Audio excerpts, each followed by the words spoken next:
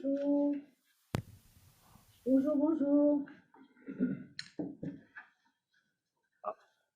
はい、こんにちは。よく聞こえます。私の声は聞こえますか？Bonjour. Bonjour, bonjour. こんにち Oui, oui, は。ça va très bien. それでは2日目始めましょう。ドミニクさん、よOui, ろしく c'est お très 願いし bien. ます。Merci beaucoup. Alors tout d'abord, je voudrais vous présenter toutes nos excuses pour les changements qui ont eu lieu hier soir dans le programme. Il s'est passé la chose suivante, un sarcophage très ancien du XIVe siècle a été découvert dans la cathédrale Notre-Dame de Paris et la ministre de la Culture, Madame Roselyne Bachelot, a organisé en urgence une réunion sur le terrain sur le site ce matin même et elle a mobilisé les experts autour d'elle pour cette visite. C'est ainsi que Philippe Villeneuve ne pourra pas être avec nous, mais il sera remplacé par Rémi Frounon qui interviendra pour lui. Et Dorothée Jaoui ne sera pas là également, mais elle sera, Gaspard Salaco présentera son travail. Donc, toutes nos excuses pour ce changement de dernière minute, cette découverte archéologique est d'importance apparemment, et donc nous a valu ce changement d'urgence. Le deuxième point que je voulais aborder, c'est de vous rappeler, je ne sais pas si je l'ai dit hier, je crois que non, et donc je le reprécise aujourd'hui, l'organisation de ces journées, qui sont le fruit d'un travail d'un an et demi, presque 2 ans franco-japonais, s'inscrivent dans le cadre de la célébration, la signature du 50e anniversaire de la signature de la Convention du patrimoine mondial. Rappelons-nous bien que les deux biens dont on parle hier et aujourd'hui, dont on a parlé hier et dont on parle aujourd'hui, sont des biens inscrits au patrimoine mondial. Le troisième point que je voulais aborder en introduction, c'est donc de vous rappeler qu'hier nous avons parlé de l'histoire de ces biens, des désastres qui étaient advenus, et qu'aujourd'hui nous allons être beaucoup plus positifs et nous tourner vers le présent et l'avenir et évoquer la question de la reconstruction de ces deux bâtiments qui va immanquablement nous amener à un débat sur la question de l'authenticité. Vous vous en doutez tous parfaitement bien. Voilà, je vous souhaite une bonne matinée de travail, bonne soirée pour nos amis japonais, et on peut ouvrir cette deuxième session qui va commencer par l'intervention de Gaspard Salaco. Merci beaucoup, Dominique. Et donc l'intervention de Gaspard Salaco et de Dorothée Chaoui-Derieux, qui donc, comme tu disais, Dominique, a été retenue par l'actualité du chantier.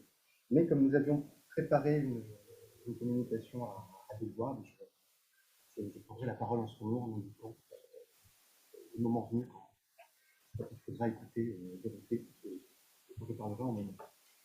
Alors, introduire une session consacrée à la reconstruction, à la notion d'authenticité, en partant de celle de débris, de vestiges et de reliques, très révélateur. Selon le dictionnaire Larousse, est entendu comme débris un reste, un morceau inutilisable, écroulé, mis en morceaux. Débris n'aurait aucune utilité en soi, il résulterait d'un processus de destruction et en serait l'étape ultime. Après le débris, en quelque sorte, point de salut. Ainsi, le débris justifierait pleinement la nécessaire mise en œuvre d'une phase de reconstruction et non de restauration. Une seconde exception, dans ce même dictionnaire Larousse, précise toutefois que peut être aussi nommé débris ce qui reste après la destruction de quelque chose. Le témoin de cette destruction, mais toujours avec cette idée qu'on est arrivé au bout d'un processus. De son côté, le vestige, cette fois-ci, est défini comme une marque, une trace laissée par quelque chose qui a été détruit. Ici, il n'est pas question d'utilité, la définition insiste plutôt sur la notion d'héritage, de transmission. Le vestige témoigne de quelque chose. De là à penser qu'il pourrait être garant d'une certaine authenticité, il n'y a qu'un pas qu'il serait vite tentant de franchir. Doit-on sous-entendre que le vestige fait authenticité? Est-ce la matérialité du vestige qui lui confère cette qualité? Et en quoi les vestiges se distingueraient-ils des reliques? Toutes ces questions ne sont pas simples à démêler, comme l'illustre clairement le paradoxe du bateau de Thésée. Alors, pour mettre toutes ces questions en perspective, nous vous proposons, avec Dorothée, qui malheureusement n'est pas là ce matin, un dialogue à deux voix entre archéologie et anthropologie. Et il s'agira de nous intéresser à la fabrique des vestiges, à la fabrique des reliques, mais aussi à ce que ces notions signifient pour les acteurs, individuels ou collectifs, qui en font usage. Donc, je prendrai maintenant la parole au nom de Dorothée Chaoui-Derrier, pour une première partie intitulée Débris ou vestiges. Merci beaucoup. Dans le cadre du chantier de sécurisation de la cathédrale Notre-Dame de Paris, la distinction entre débris et vestiges n'est pas tout de suite allée de soi. Pour appréhender ces amas de matériaux effondrés au sol et sur les voûtes, pour s'en emparer, il a d'abord fallu les nommer. Très vite, s'est ainsi posé la question de la qualification de ces centaines de milliers de bois provenant de la charpente de la flèche effondrée, des centaines de mètres cubes de blocs de pierre issus de la chute de la voûte à la croisée de l'arc hublot de la nef, de ces centaines de morceaux de métal utilisés notamment dans la construction de la flèche, le tout enchevêtré au milieu de tubes d'échafaudage, de mobilier liturgique, en place au moment de l'incendie. Sur le chantier, qui s'organisait tout juste, chacun a d'abord qualifié ses amas de matériaux selon sa propre culture professionnelle. Chacun se les est appropriés selon son domaine de compétence, leur attribuant au choix une valeur décritique ou bien une valeur patrimoniale, tout au moins scientifique. Les premiers documents produits sur le chantier, les comptes rendus de réunion, les rapports, évoquaient d'ailleurs principalement des décombres, des gravats, des gravois, parfois des débris et très rarement des vestiges, en insistant plutôt sur leur attribut. Ces matériaux effondrés prenaient de la place, il fallait donc les évacuer de toute urgence, il fallait déblayer, débarrasser la cathédrale. Par ailleurs, ces matériaux étaient plombés.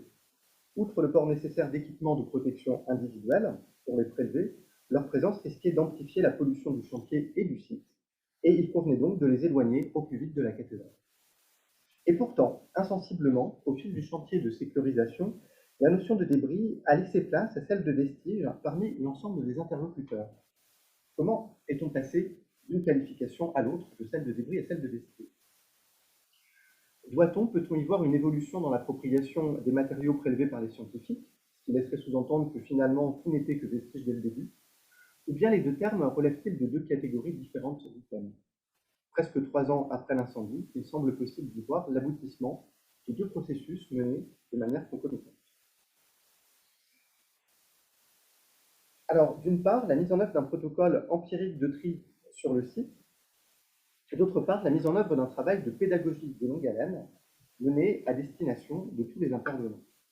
Car si pour beaucoup d'acteurs sur le chantier, la sémantique attribuée à ces matériaux effondrés n'avait tout à fait légitimement aucune importance, elle en avait une pour les scientifiques présents dès le lendemain sur le site, comme pour l'ensemble de la communauté scientifique mobilisée dès le jour du drame.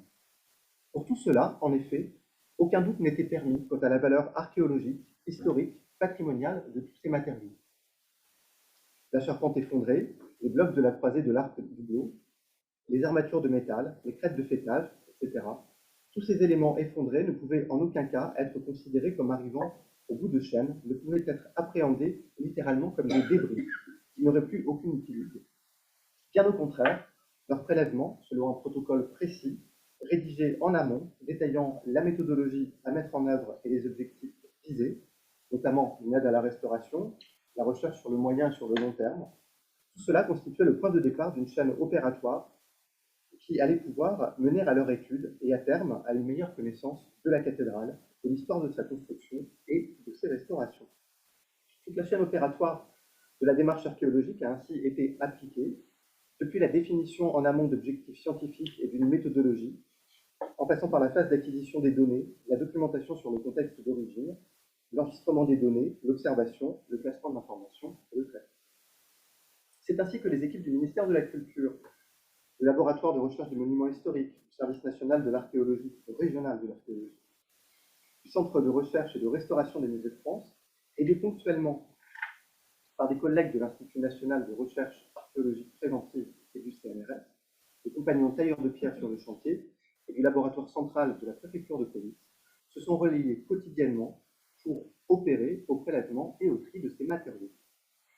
Tous ont ainsi mis en commun leur expertise, qui en tant que spécialiste de la pierre et du métal, qui en tant qu'archéologue, pour finalement définir et pour identifier ce qui fait vestige. Différentes catégories ont ainsi été élaborées pour arriver à distinguer dans les décombres ce qui devait être conservé, les vestiges, et ce qui devait être mis au rebut, donc les débris. Les scientifiques, ne pouvant accéder directement aux amas pour des questions de sécurité, eh bien, ce sont des conducteurs d'engins téléguidés qui ont œuvré pour eux au sol, qui ont œuvré pour eux au sol, des cordistes sur les voûtes, devenant leurs mains et leurs yeux. Là aussi, il a fallu mettre en place une pédagogie du vestige, expliquer ce que nous souhaitions prélever et conserver, comment et dans quel objectif. À terme se posent les questions suivantes. Est-ce le tri et le protocole mis en œuvre qui ont créé la distinction entre débris et vestiges, c'est-à-dire entre ce qui ne pourrait plus être utile pour la recherche et la restauration et ce qui était riche d'informations scientifiques, ou bien est-ce le regard porté par les spécialistes qui a contribué à créer cette distinction entre débris et vestiges? On peut en effet s'interroger sur cette notion de fabrique des vestiges et sur l'autorité ayant légitimité pour les définir ainsi. Est-ce l'édifice lui-même, partant du principe que tout élément issu de la cathédrale a une valeur patrimoniale, au moins juridique, du fait de leur classement au titre de monument historique, ou bien les spécialistes, ceux qui s'en sont emparés comme objet d'étude?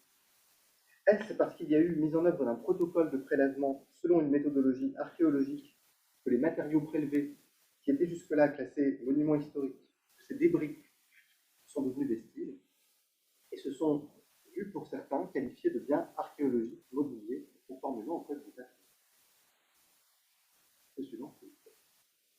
Au fur et à mesure de l'avancement du chantier, le terme vestige a ainsi fait son chemin, apparaissant progressivement dans les discussions, mais aussi dans les comptes rendus de réunions, dans la définition des tâches des uns et des autres, les fameux briefings de poste du matin, jusqu'à l'instauration, 6 mois après l'incendie, de réunions vestiges hebdomadaires.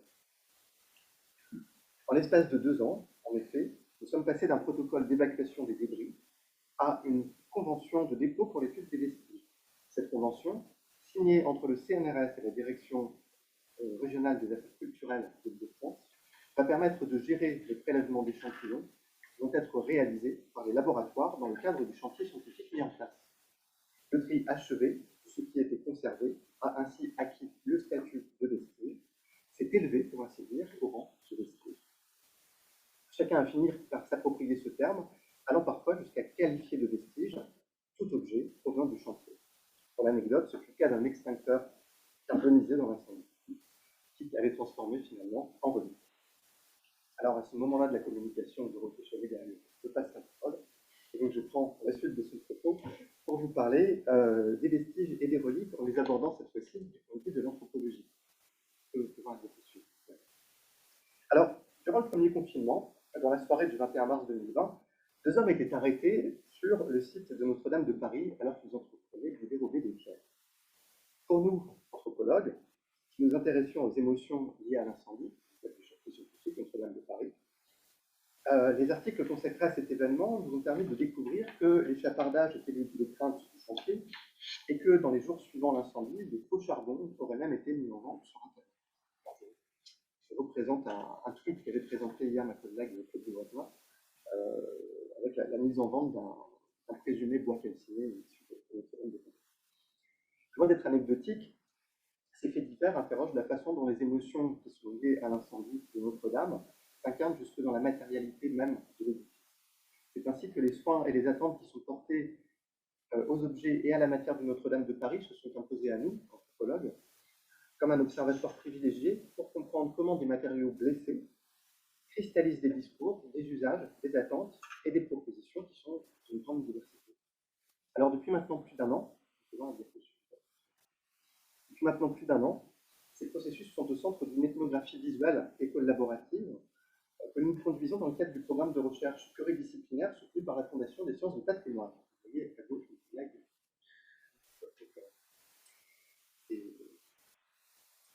Ce programme a été amorcé en octobre 2021. Il porte sur les statuts et sur les traitements qui sont accordés aux vestiges de la charpente, de la flèche et des voûtes effondrées, en les comparant à la trajectoire d'autres éléments dont le sens a été modifié par la catastrophe. Alors, sur l'image suivante, on voit certains de ces objets d'époque reliquaire, porteurs des traces de sa chute, que Viviana évoquait hier déjà, mais aussi des objets parfois présentés comme miraculés, comme la Vierge de Bouclier,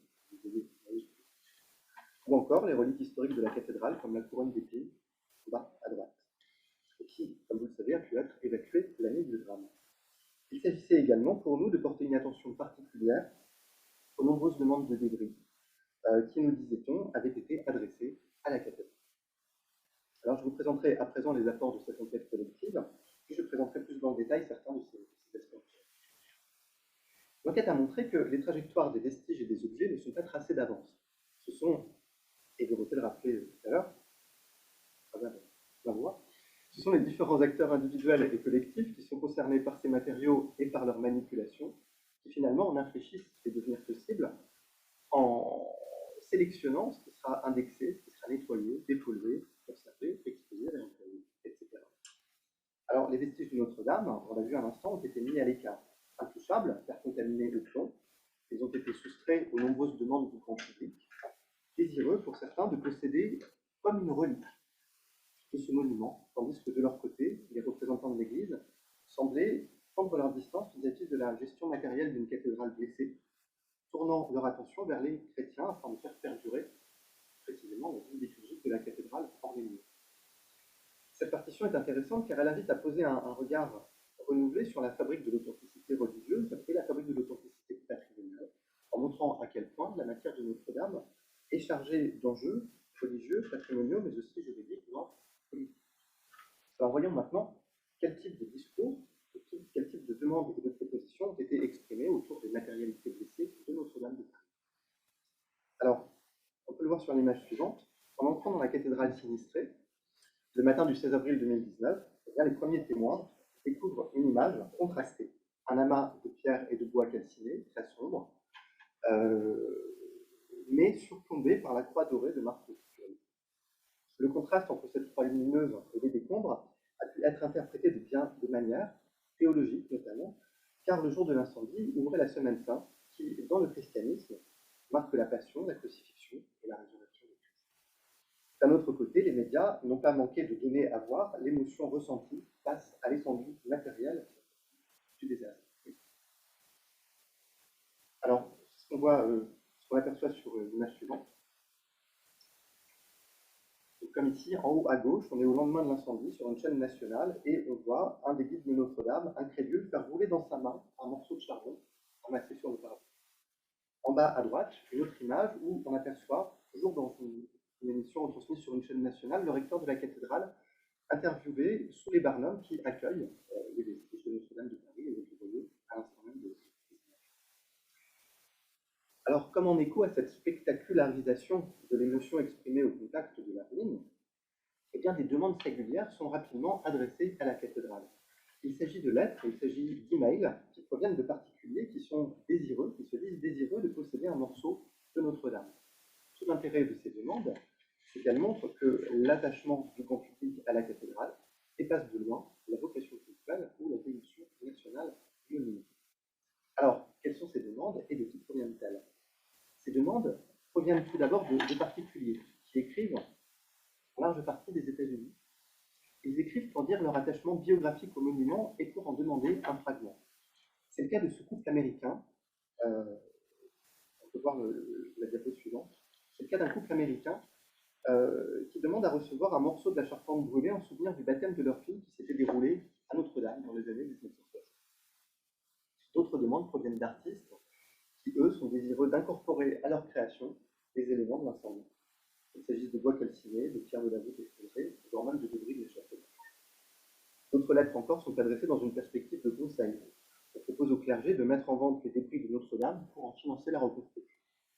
Ces conseils sont parfois accompagnés de propositions de packaging, si vous m'autorisez le terme, ou de merchandising, si vous m'autorisez encore ce terme, entre guillemets, comme cette proposition de, je cite, broyer les restes de la flèche en petits morceaux et de les commercialiser dans des bouteilles marquées d'un logo de la cathédrale Notre-Dame de Paris, avec un numéro de série qui identifie ce fragment. Vous voyez, donc sur la question de l'authenticité.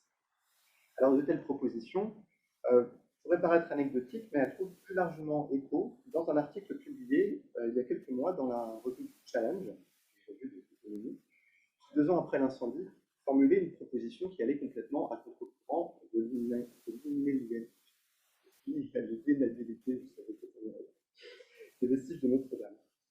Alors, rappelant que les débris de la cathédrale ne peuvent juridiquement être commercialisés, eh bien, les auteurs de cet article y voyaient néanmoins, je cite, un gâchis immense, quand on imagine à quel point nombre de passionnés et d'amoureux de Notre-Dame seraient partants pour s'offrir un petit morceau de ces reliques, à l'instar du mur de Berlin, dont les vestiges s'arrachent à prier. Alors, porter un regard anthropologique sur toutes ces demandes, ce n'est pas, vous l'aurez compris, juger de leur pertinence ou de leur légitimité. Il s'agit plutôt de les observer dans toute leur diversité et de constater comment elles donnent lieu à des refus qui sont justifiés par l'inaliénabilité des éléments issus de la cathédrale qui, au plan juridique, ont le statut de mobilier, classé au titre des monuments historiques.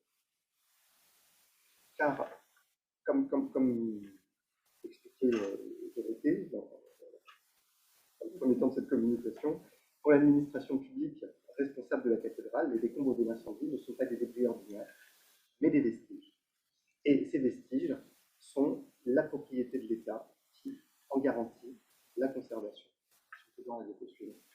La position de l'Église catholique est tout autre, puisque pour cette institution, les décombres de la charpente brûlée ne se distinguent en rien, à la rigueur, d'autres éléments de bois calciné. Attribuer une quelconque exceptionnalité à ces décombres reviendrait à instaurer une analogie trompeuse avec les reliques, qui, elles, sont des traces matérielles de l'histoire chrétienne, pour la vénération sur des pratiques rituellement codifiées. Les institutions cultuelles et patrimoniales empruntent donc des chemins différents pour célébrer l'exceptionnalité de l'édifice et pour donner sens au drame. Mais cela n'empêche pas les amoureux de Notre-Dame, forme d'expression employée par les journalistes de la revue Challenge, de continuer à formuler des demandes qui sont parfois très éloignées de ces logiques institutionnelles. Comme un étudiant en art appliqué, désireux de réaliser un reliquaire pour y conserver un fragment de la charpente. Une proposition qui, vous l'aurez compris, entre en contradiction, et pas pour les mêmes raisons, avec la position des institutions patrimoniales et avec la position des institutions ecclésiastiques. Tout cela indique combien les reliques des uns ne sont pas les reliques des autres. Merci infiniment, cher Gaspard, pour cette très intéressante communication à deux voix, ce duo fictif, à deux voix moins une, ce duo fictif. Merci beaucoup. Je m'adresse un petit instant aux personnes qui se sont connectées, aux participants à ce colloque, pour leur rappeler que, comme hier, ils ont un bouton où ils peuvent déposer des questions et que nous débattrons à la fin de cette session autour de toutes les questions qui auront été posées. Surtout, n'hésitez pas à vous exprimer. Maintenant, nous allons passer à une séquence très importante qui est celle du chantier en lui-même, actuel. Où en sommes-nous? Comment ça se déroule? Vous allez nous expliquer tous les secrets qui nous taraudent. Je vous passe la parole, Rémi Front. Bonjour, merci beaucoup déjà de nous avoir invités à ce colloque. À nouveau, je voudrais excuser Philippe Villeneuve, effectivement, qui aurait dû prendre la parole maintenant, qui a été retenu à la cathédrale pour une visite ministérielle. Effectivement, vous nous avez demandé de parler du chantier. On va surtout développer la notion, parce qu'actuellement, le chantier, on est entre phase de sécurisation et phase de reconstruction. Le chantier est en cours, on dépouille la cathédrale. C'est vrai que c'est assez peu spectaculaire par rapport à ce qui a pu être fait précédemment et ce qui sera fait dans les prochains mois. Je pense qu'il est peut-être aussi intéressant aujourd'hui de débattre sur le parti de restauration et sur le projet de restauration qu'on a mené. Expliquer pourquoi est-ce qu'on est arrivé à cette logique de reconstruction de la cathédrale qui reste quasiment identique. On va passer à la suivante. Donc en fait, juste après l'incendie, et là je vais m'inscrire dans la suite de ce qu'a dit Philippe hier, très vite s'est posé la question de qu'est-ce qu'on va faire de la cathédrale. Il y a eu plusieurs options qui ont été mises sur la table, de venir reconstruire à l'identique, ou principalement de venir construire quelque chose de neuf, de différent. On a suivi, nous, une logique qu'on a essayé d'être rigoureuse. Il faut d'abord déterminer quel était le niveau de perte de la cathédrale, tant en termes de l'édifice, mais aussi en termes patrimoniaux. Donc on a commencé par essayer de comprendre à quel objet on avait affaire, un objet qu'on connaissait assez bien, Donc on a commencé par regarder, en même temps qu'on faisait la sécurisation, on a regardé, on a compilé toutes les connaissances qu'on avait de la cathédrale et des parties disparues. Donc, voilà, on peut passer à la suivante. Voilà. Notre-Dame, en fait, on se situe finalement au milieu, à peu près, hein, on est en 163-145, donc c'est à la fois très tôt et assez tardivement dans les premières cathédrales gothiques françaises. Et on est vraiment à un moment charnière du développement de l'architecture gothique. Pour ce qui concerne les charpentes, on voit en fait, on est vraiment au milieu, on est entre Sens, on est entre Sens, en gros, et Bourges, par exemple, qui est quasiment contemporain de Notre-Dame de Paris. Reims et Amiens sont un tout petit peu après. On va passer à la suivante. On est à la charnière, Notre-Dame de Paris, il y a une double révolution. Une première révolution qui est une révolution conceptuelle, c'est-à-dire qu'on va inventer au tournant des XIIe et XIIIe siècles ce qu'on appelle l'art du trait, qui est aussi maintenant aujourd'hui classé au patrimoine immatériel de l'UNESCO. L'art du trait, ça consiste en quoi? C'est la capacité qu'ont les charpentiers à dessiner en amont toutes les pièces de bois d'une charpente et à les tailler avec une très grande précision, et y compris les charpentes les plus complexes. Donc ça permet en fait de tailler ce qu'on appelle la pied d'œuvre, donc c'est en pied de l'édifice, sur des aires planes, des charpentes qu'on va monter après en élévation. Quand vous montez des charpentes en élévation, vous assemblez, il n'y a aucune reprise à faire une fois que vous êtes sur le chantier. Ça, c'est une des grandes caractéristiques de cette révolution intellectuelle, et ça, qui va permettre de concevoir des charpentes de plus en plus grandes et de plus en plus complexes. Cette révolution, on a la même dans la pierre, avec la stéréotomie. C'est exactement le même principe, c'est-à-dire que vous allez pouvoir concevoir des ouvrages très complexes et les tailler pièce à pièce, côte à côte, hein, ou dans des trucs différents, sur la base d'un seul et même dessin. C'est extrêmement efficace, extrêmement lourd. La deuxième révolution, c'est une révolution qui est technique. Alors là, je vais être un petit peu... il va y avoir des vocabulaires un peu spécifiques. On passe d'un assemblage qu'on appelle à dévêtissement latéral, c'est-à-dire que c'est l'image que vous avez en haut à gauche. Donc, à dévêtissement latéral, vous avez un assemblage qui vient plaquer sur un autre assemblage. Cet assemblage-là, il est assez simple à tailler, il est assez simple à assembler. Et le problème, c'est que dans le temps, il a tendance à s'ouvrir et à chasser aussi, à pouvoir avoir des mouvements. Au XIIIe siècle, entre le XIIe et le XIIIe siècle, se fait cette révolution qui est l'invention du tenon et mortaise, où vous avez un tenon, donc c'est un embout mâle qui va dans une mortaise, un embout femelle. Ça a le même avantage que l'assemblage à dévêtissement latéral, c'est-à-dire que c'est relativement facile à tailler et à assembler. Et ça présente un double avantage, c'est que le tenon en mortaise ne peut plus sortir latéralement. Il ne peut sortir qu'en étant tiède. Quand on met une cheville qui est un petit peu résistante, en fait, l'assemblage est extrêmement résistant, ça peut durer pendant des temps. Cet assemblage-là, aujourd'hui, est toujours utilisé en charpente en Europe, là où l'assemblage à dévêtissement latéral a été progressivement abandonné en fait, au cours des siècles. Si vous vous rappelez l'image précédente, à Sens, on a des assemblages à dévêtissement latéral, à Notre-Dame, et après Notre-Dame, on a que des assemblages à dévêtissement latéral. Donc, les grandes charpentes du XIIIe siècle n'ont pu exister que grâce à cette double révolution. Notre-Dame était vraiment l'un des premiers grands exemples, en tout cas l'un des exemples les mieux conservés avant incendie, de cette révolution technique. Avant incendie, on avait trois grands ensembles dans les charpentes de la cathédrale. Donc, vous avez à gauche les charpentes de la nef, qui étaient les plus anciennes, vers 1215. À droite, les charpentes du chœur, un tout petit peu plus récentes, construites vers 1225. Et ces charpentes-là sont une reconstruction de charpentes initiales qui ont été démontées puis remontées suite à la surélévation des maçonneries du chœur à la toute fin du XIIe ou au début du XIIIe siècle. Et enfin, au milieu, un très grand ensemble qui est l'ensemble reconstruit par Viollet-le-Duc de la Flèche et des bras du transept aux environs de 1860. Ça, c'est le plan général du Grand Comble, c'est assez clair. Donc, vous avez un type de charpente qui est particulier, qu'on appelle à chevron formant ferme. Chaque élément est structurel pour les parties gothiques, donc de la nef et du chœur, à gauche et à droite. Et un autre élément à ferme et pâte, c'est-à-dire que vous avez des grandes charpentes qui portent des poutres, qui portent la couverture, qui sont des charpentes modernes de Viollet-le-Duc avec la flèche. C'est les côtes de croix que vous avez au milieu. Là, vous avez les coupes sur l'édifice, vous pensez bien les coupes transversales sur le transept, où on voit très bien les différences de rythme entre entre les charpentes gothiques et les charpentes de Budélia. Vous avez les traits verticaux qui marquent la jonction entre les deux. Donc en rouge, c'est toutes les parties qui vont être reconstruites suite à l'incendie. Alors, là, on est dans les charpentes de la nef, vers 1214. C'est des charpentes qui sont extrêmement bien conçues, qui sont extrêmement bien documentées, on va en parler après, et qui ont l'avantage qui ont bien résisté dans le temps, notamment parce que, comme on voit sur le dessin, c'est des fermes qu'on appelle des fermes gigognes, c'est un peu comme les coupérutes qui sont illuminées. Vous avez une première charpente extérieure qui vient tenir le toit, et une deuxième charpente intérieure qui vient finalement soutenir l'ensemble structurel. Si vous avez des éléments qui lâchent, vous avez toujours d'autres éléments qui permettent de tenir l'ensemble. Ce qui explique la grande longévité des charpentes, notamment de la nuit. Pour le cœur, c'est un tout petit peu différent, mais le principe général est le même. Ça, c'est juste parce qu'on va voir. Alors, on s'est rendu compte que ces charpentes, donc ça, c'est une étude qu'on a faite a posteriori sur la base de relevés, dont je vais vous parler juste après.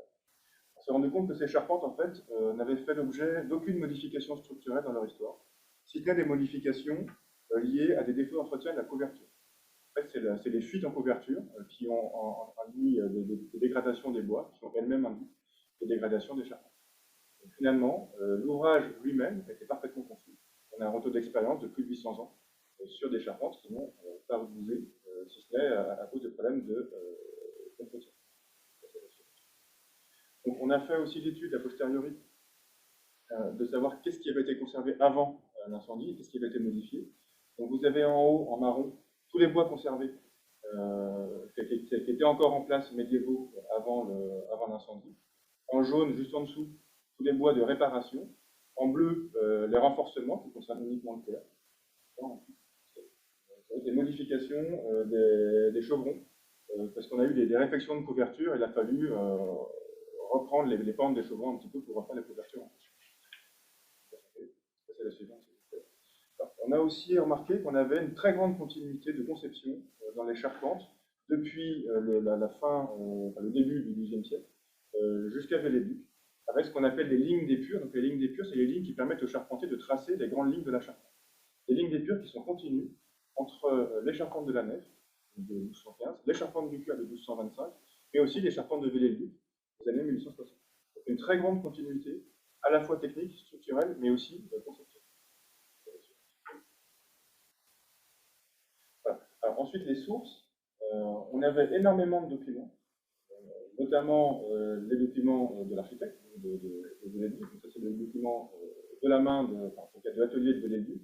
À gauche, un élément de la base de la flèche. À droite, les étages ajourés. Enfin, au milieu, les étages ajourés. Et à droite, ce sont des planches du dictionnaire de Vélé-Duc, dans lequel il décrit extrêmement précisément la flèche qu'il a reconstruite.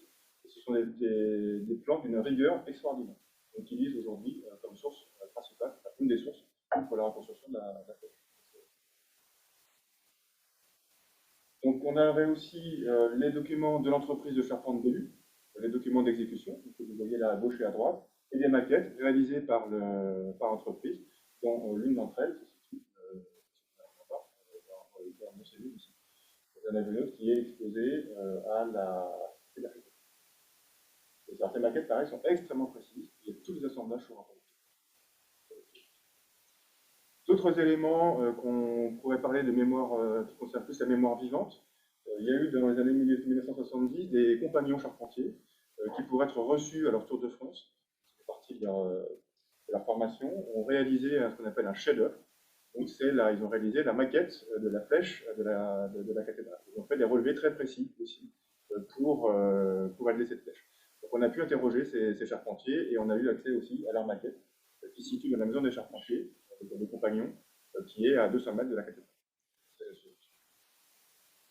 Alors, autre source très importante pour nous, c'était le relevé que j'ai pu faire avec mon associé Cédric Tranceau, des comptes de la cathédrale pendant notre formation de l'école de Chaillot, pour devenir architecte du patrimoine, où, sous la direction de Benjamin Mouton, on a eu le plaisir, la chance et l'honneur de pouvoir relever très précisément l'ensemble des charpentes gothiques de la cathédrale, dans leur état tel qu'il était, en fait, et qu'on a pu attendre. Donc, on a relevé l'ensemble des éléments qu'on a pu voir, tant les éléments d'origine, gothique, que toutes les réparations, toutes les modifications.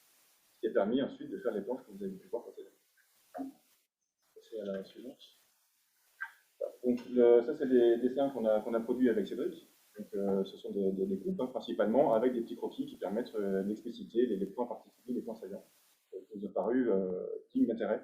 Ensuite, une documentation plus généraliste, mais qui s'est avérée finalement paradoxalement assez pauvre, si ce n'est pour remettre, en tout cas dans le détail, mais extrêmement intéressante pour remettre les charpentes de la cathédrale dans leur contexte historique.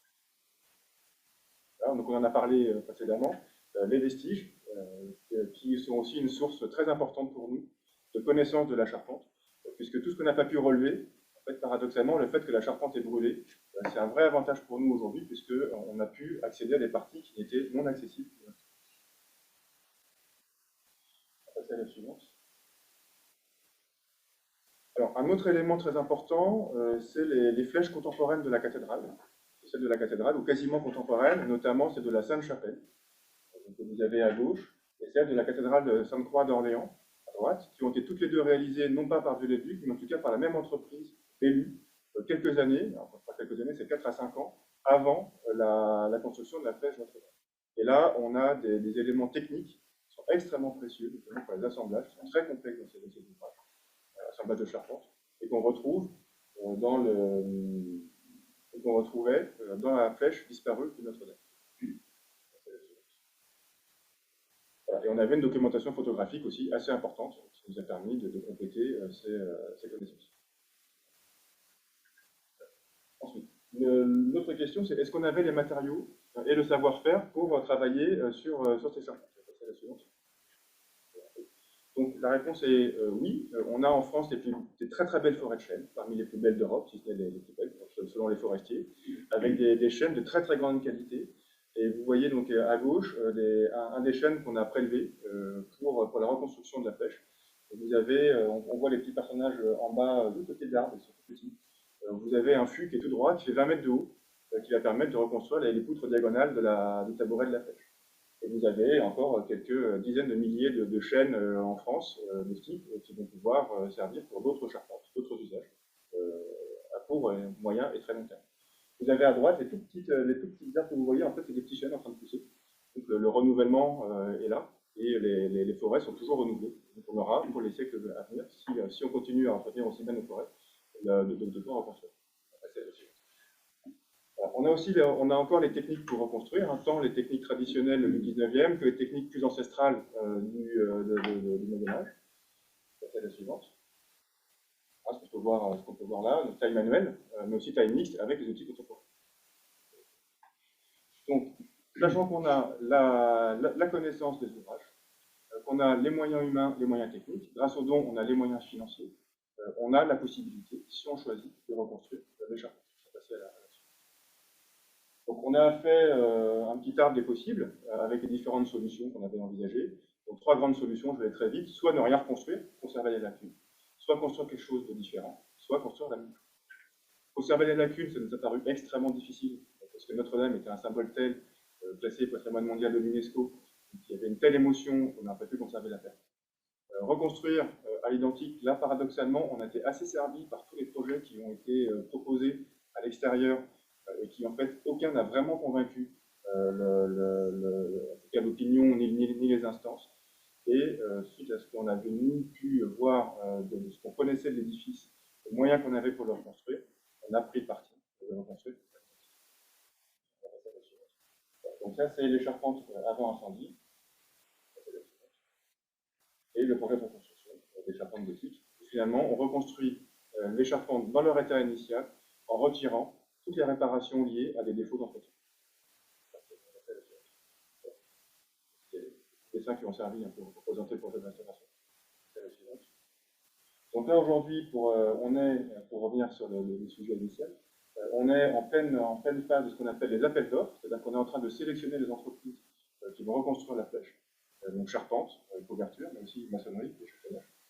Et donc là, vous avez des éléments du dossier qu'on a remis aux entreprises pour qu'elles puissent chiffrer et estimer le travail qu'ils vont avoir à réaliser. Donc on a réalisé comme ça des dessins, il y a quelques centaines de dessins d'assemblage.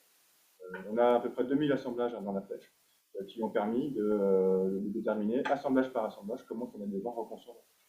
Et tout ça, c'est fait sur la base des documents qu'on a. des dessins qui sont extrêmement rigoureux, extrêmement justes, et on est précis, parfaitement rigoureux et exact quant à la justesse de la reconstitution de l'ouvrage qu'on va pouvoir reconstruire. Donc, pourquoi est-ce qu'on fait tout ça? Évidemment, c'est pour transmettre à la fois un patrimoine matériel, donc la flèche, on pourra en reparler après, je pense, pour participer, mais aussi le patrimoine immatériel, puisque reconstruire un ouvrage comme ça en bois aujourd'hui, ça implique des connaissances très importantes, notamment pour les charpentiers dans l'art du trait, on a parlé au début, parce que la flèche de Notre-Dame, et c'est vrai que je n'en ai pas encore parlé, était un grand chef-d'œuvre de l'art du trait du XIXe siècle. Le XIXe siècle lui-même étant une espèce d'aboutissement dans l'art du trait. Donc en fait, Notre-Dame, la flèche de Notre-Dame est sans doute l'un des éléments, l'un des ouvrages de bois les plus complexes dans l'art du trait qu'on puisse trouver sur les plaquettes. Et puis évidemment, la transmission des savoir-faire, puisque si on rompt un des maillons de la chaîne, si on n'entretient pas bien les forêts, si on ne sait pas débuter les bois, si on ne sait pas tailler les bois, ben, on ne sait pas reconstruire la cathédrale. Donc évidemment, le facteur humain, la transmission, c'est extrêmement.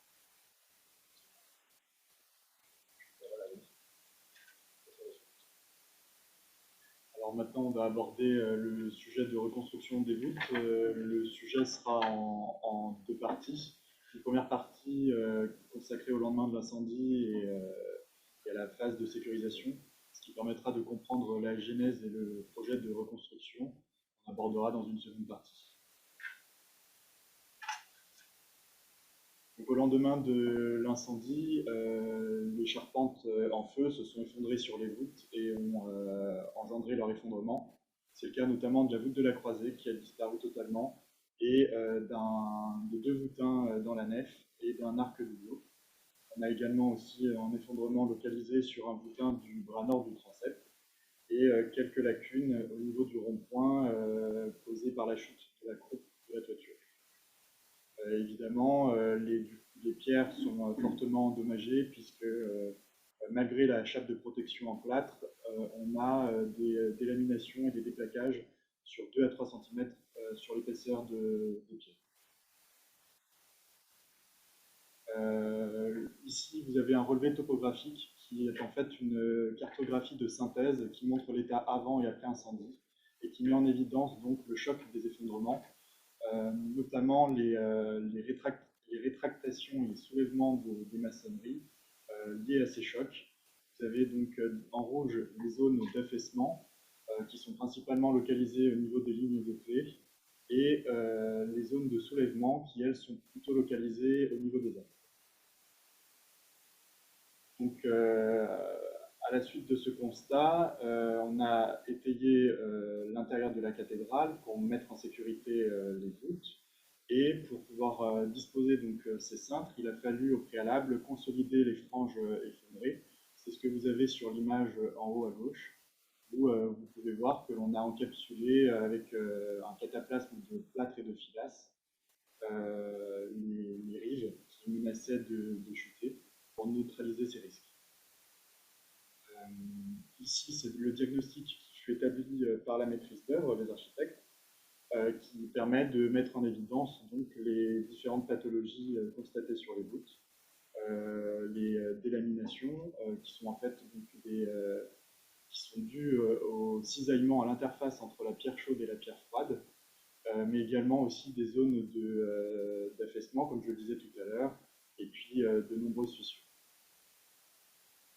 Le même constat en intrado, où là, on a d'autres pathologies, et notamment une forte humidité qui est due à l'eau d'extinction de l'incendie, couplée aux intempéries, puisque pendant très longtemps, on a eu des difficultés pour mettre la cathédrale hors d'eau, et ce qui donne donc l'apparition de sel qui cristallise avec le séchage des voûtes, et qui donc dégrade l'épiderme des maçonneries. En réponse à ça, actuellement, on est en train de dessaler les voûtes. Donc pour les dessaler, en fait, c'est une opération qui consiste à appliquer une compresse à base de kaolin et de sable. C'est une compresse totalement minérale. Et l'idée étant de venir brosser toutes les aspérités des voûtes en intrado, pour ensuite purger les joints, les joints de finition uniquement, pour ensuite projeter cette compresse qui en fait fonctionne par advection, c'est-à-dire que l'eau contenue dans la compresse migre dans la pierre, dissout les sels solubles, et puis ensuite par capillarité retourne dans la compresse, qui elle ensuite se désagrège. L'opération de dessalement est en cours et elle s'achève d'ici un mois. Ce qui nous permet en fait d'aborder ensuite le parti de restauration. Et donc les importantes ressources documentaires dont on dispose, notamment les attachements de Viollet-le-Duc, qui constituent l'une des bases pour le projet de reconstruction des voûtes, bien que les attachements ne soient pas forcément fidèles avec la réalité, certainement dû à des arrangements lors de l'exécution sur le chantier. Néanmoins, l'utilisation de ces sources nous permet une recherche d'authenticité qui soit respectueuse de la conception et de la forme, mais aussi du choix et de la tradition du matériau, à savoir la pierre, et également concernant la technique pour la reconstruction des voûtes. Alors évidemment, ce propos fait écho au document de Nara sur l'authenticité de 1994, qui est dans l'esprit de la Charte de Venise de 1964, et qui est en fait un prolongement conceptuel de celle-ci. Le projet de reconstruction des voûtes se base aussi sur une recherche analogique avec d'autres cathédrales et voûtes sinistrées, que ce soit par des incendies ou par des guerres. Ici, vous avez l'exemple de la cathédrale de Soissons qui se situe au nord de Paris et qui nous permet de voir le système le principe constructif pour rebâtir les voûtes, qui est similaire à celui de Notre-Dame, c'est-à-dire que nous avons des cintres sous les arcs et ensuite une reconstruction à la cerce de tous les voûtins. Donc c'est une réalisation sans coffrage. Avant d'entrer un peu plus dans le détail de reconstruction des voûtes, je voulais aborder le principe de remontage expérimental qui fut mené l'année dernière sur l'arc de Blot de la nef, dont l'objectif était à la fois de documenter la connaissance sur les principes constructifs médiévaux, mais aussi de répertorier l'ensemble des claveaux retrouvés dans les vestiges pour essayer de remonter l'arc dans son état avant incendie. Il s'avère que d'un point de vue de la critique d'authenticité, on était un petit peu bloqué puisque on avait donc 79 claveaux à repositionner et autant d'hypothèses. Donc à ce jour, on n'a pas réussi à identifier l'emplacement de tous les claveaux. Et d'autant plus que seuls 5 claveaux sont potentiellement remployables, ce qui rendrait la chose totalement anecdotique si on venait à les replacer dans l'arc de façon aléatoire. Donc le parti pris des architectes est de reconstruire l'arc totalement en pierre neuve. Concernant la pierre, justement, ici vous avez une cartographie de carrières qui concerne les pierres en œuvre à Notre-Dame. Il faut savoir que la plupart des carrières utilisées à l'époque médiévale et aussi à l'époque de Viollet-le-Duc sont totalement fermées puisqu'elles se situent maintenant sous la ville de Paris. Et donc pour trouver les pierres disponibles qui soient à la fois compatibles d'un point de vue esthétique mais aussi d'un point de vue mécanique avec les pierres en œuvre, une mission fut confiée au BRGM afin de recenser les carrières disponibles en France. Et donc, pour les pierres des voûtes, nous allons nous fournir dans l'Oise. Donc, c'est de la pierre de Croix-Huard et c'est une pierre calcaire assez dure et qui sera principalement utilisée pour les claveaux. Et pour les voussoirs, ce sera de la pierre de Saint-Maximin qui se situe aussi au nord de Paris. Alors ici, vous avez le principe de reconstruction des voûtes. Comme je le disais tout à l'heure, avec un principe de cintre. Ce sont des étaiments en bois qui viennent sous les arcs. Et puis l'ensemble est contreventé avec un dispositif de cerces secondaire et tertiaire, ce qui permet permettra ensuite de disposer des cerces mobiles entre ces éléments principaux pour venir remonter les voûtins et les pierres une à une. Sur la diapo suivante, vous avez donc la restitution de la géométrie de voûte. L'idée étant bien évidemment de restituer la géométrie telle qu'elle était avant incendie, avec simplement en prenant en compte le fluage des mortiers. Et c'est la raison pour laquelle nous allons légèrement rehausser la forme des voûtes pour que lors du décintrement, les voûtes puissent se remettre en charge et retrouver leur forme d'origine. Enfin, d'origine après incendie, puisque les voûtes ont 800 ans et donc ont subi le temps et se sont aussi un petit peu déformées avec la structure de l'édifice. Et concernant la restitution du calepin et de voussoirs notamment, le parti pris étant de restituer l'ensemble des lits de pierre, qui sera lui strictement respecté. En revanche, pour ce qui est des dimensions de voussoirs, là on aura une plus grande liberté sur le calepin, bien que les gabarits, eux, soient totalement respectés pour la reconstruction. Un mot sur la restitution des décors et notamment de l'anneau de compression qui, lui, a totalement disparu dans les décombres. Vous avez donc ici quelques vestiges qui ont pu être récupérés. Sur les 4 têtes d'ange que constituait l'anneau de compression, seuls 2 ont pu être retrouvés presque intacts, si je puis dire.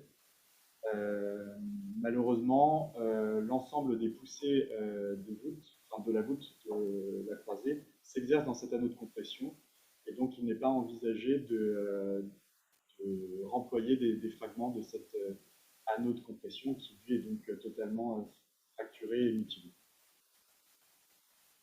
Et pour finir, un mot sur la consolidation des voûtes, où le parti pris pour récupérer cette perte d'épaisseur causée par l'incendie, l'idée étant de venir créer une chape structurelle qui sera fibrée, une chape de chaux, et ensuite de par-dessus venir disposer une chape de plâtre inossuge qui permettra donc de protéger les voûtes des incendies. Et à l'interface de ces 2 chapes, nous mettrons en place un géotextile qui permettra de résorber les phénomènes de condensation à l'interface entre ces 2 chapes.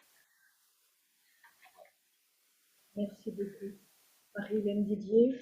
Et donc moi, je veux dire cette séquence passionnante sur le chantier. Je vais terminer avec ce que l'on a appelé les chapelles tests qui ont permis de choisir les différents protocoles utilisés dans le nettoyage intérieur de la cathédrale, je dirais dans la restauration intérieure de la cathédrale.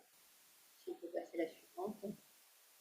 Donc, dès le mois de septembre 2019, le laboratoire de recherche des monuments historiques nous a aidés à définir ces protocoles.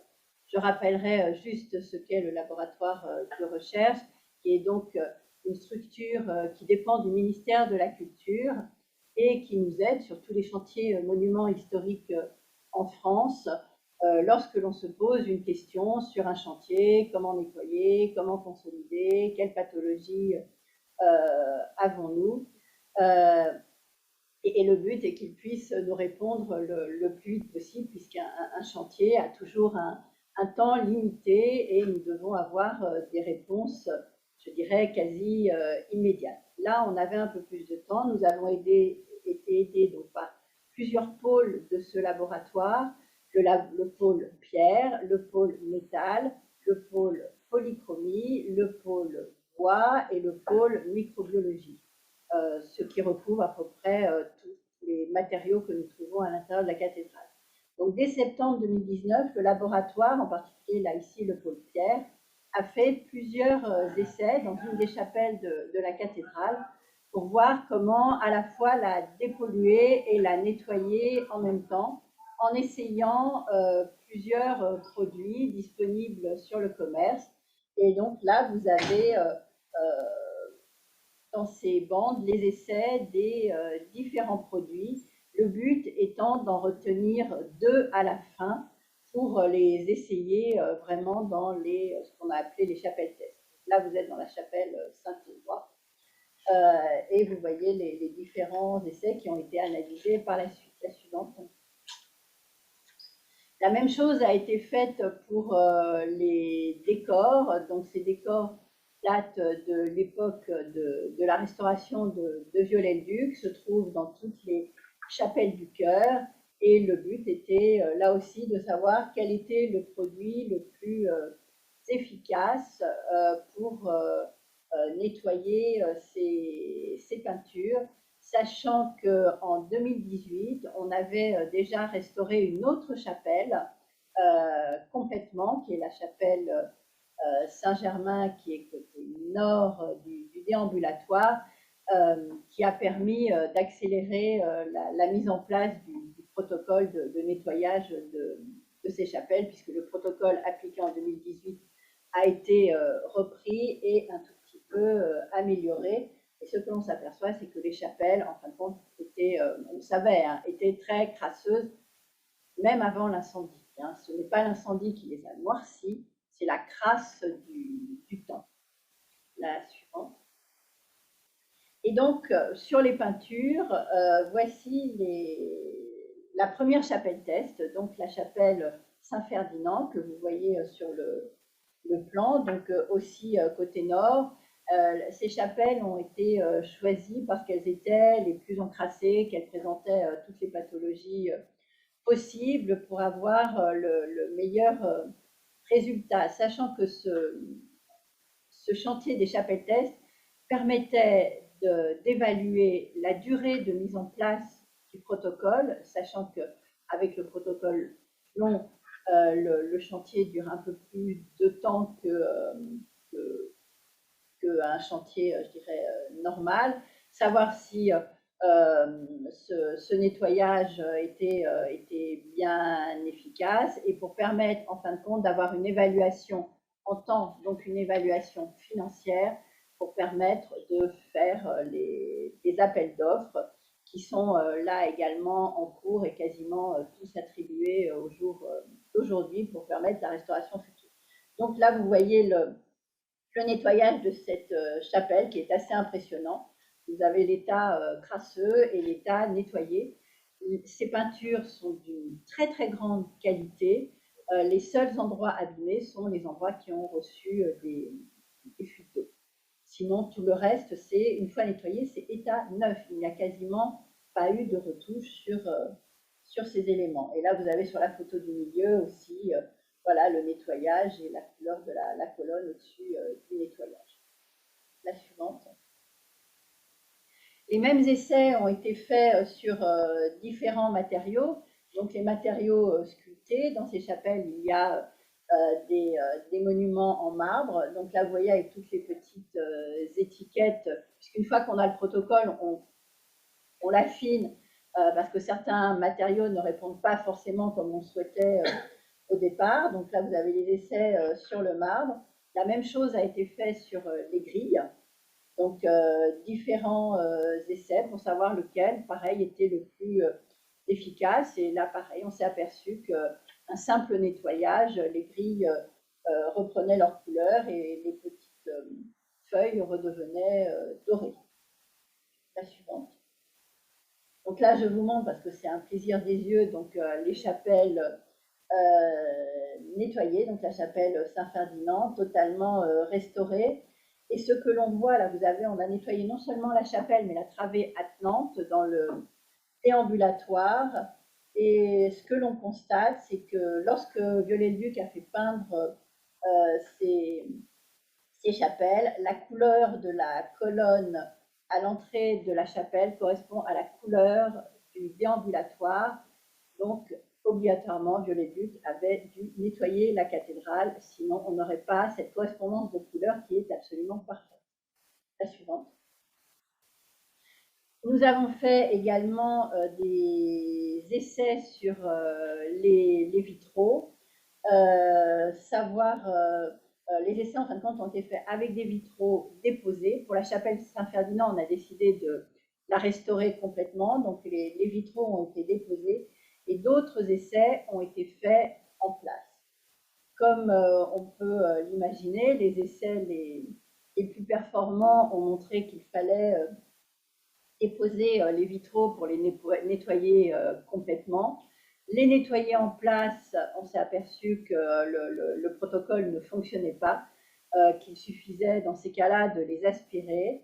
Et comme le temps nous manque, la restauration des vitraux se fera avec la restauration extérieure de la cathédrale, car en 2024, la cathédrale ne sera pas finie. C'est un chantier permanent comme tout grand bâtiment, et la restauration de ces vitraux se fera en même temps que la restauration extérieure, car les meneaux ne sont pas en bon état, et donc ils seront repris dans le chantier après 2024.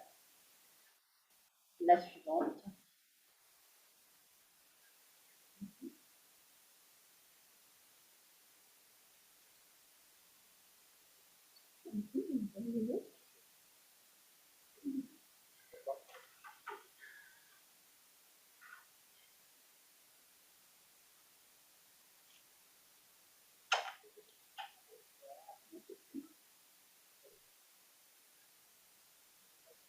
On est au bout. Donc, dans la chapelle, dans la cathédrale, il y a eu deux chapelles nettoyées. Il n'y a pas eu que les chapelles peintes. Il y a eu une autre chapelle qui est la chapelle Notre-Dame de la Guadeloupe, qui est dans le bas-côté nord de la nef, uniquement en pierre,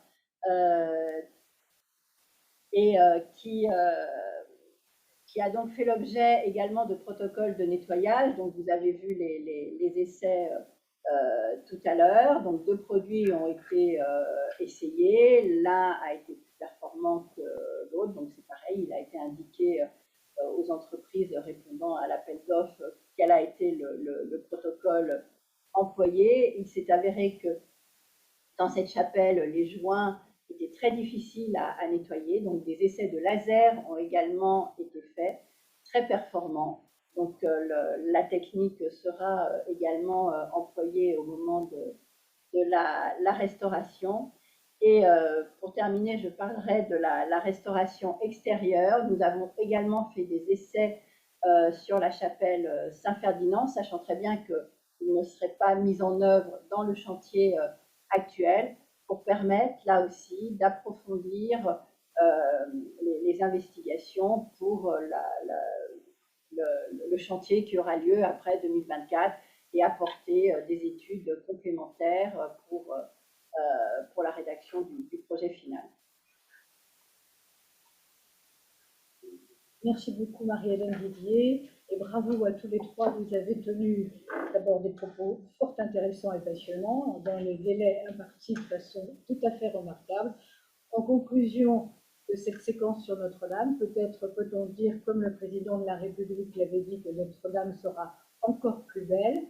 On avait trouvé que nous, c'était bizarre parce qu'on la trouvait déjà très très belle comme ça, mais je crois qu'il avait raison, elle sera effectivement encore plus belle après. Merci beaucoup pour toutes ces informations absolument passionnantes sur le chantier en cours et sur le chantier à venir, puisqu'apparemment, au-delà de 2024, la cathédrale continuera à être chouchoutée par les spécialistes qui sont à son chevet.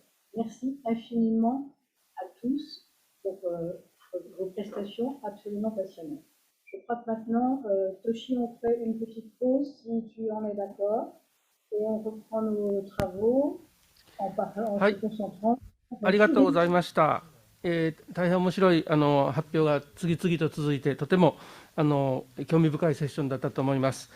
ちょうど時間ですので、これから10分休憩をとって、第2部のプレゼンテーションに移りたいと思います。